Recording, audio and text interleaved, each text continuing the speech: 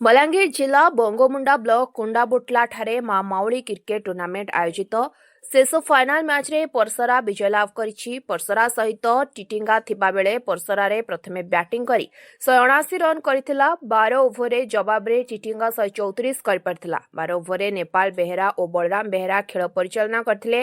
मुख्य अतिथि भाबे कंटाबांची विधायक लक्ष्मण बाग जोग देइथिले। सम्मानीय अतिथि भाबे बंगमुंडा ब्लॉक प्राथमिक शिक्षक संघर सभापति केशराज बेहेरा, कुंडाबुटला सरपंच पूर्णिमा बेहेरा, पूर्वतन समिति सभ्य हंसराज साहू, कपिला भट्टा समिति केदार भोई, बंगमुंडा मंडल सभापति पवित्र पोढ़ो जोग देइथिले।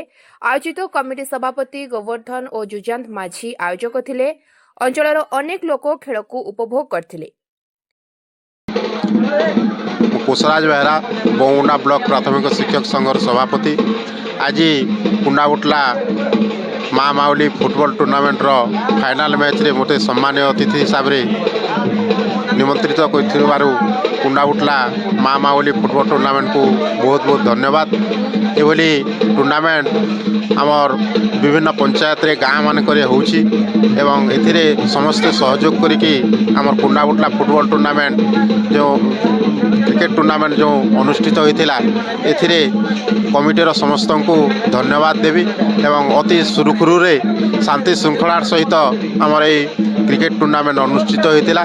सेथिपय एथिरे आमर मुख्य अतिथि हिसाब से एमएलए लक्ष्मण बाग एवं सम्मानित अतिथि हिसाब से सरपंच श्रीमती पूर्णिमा बेहेरा एवं हंसराज साहू समस्ते जोग देथिले। एतिक कही मोर वक्तव्य ग्राम पंचायत सरपंच श्रीमती पूर्णिमा बेहेरा।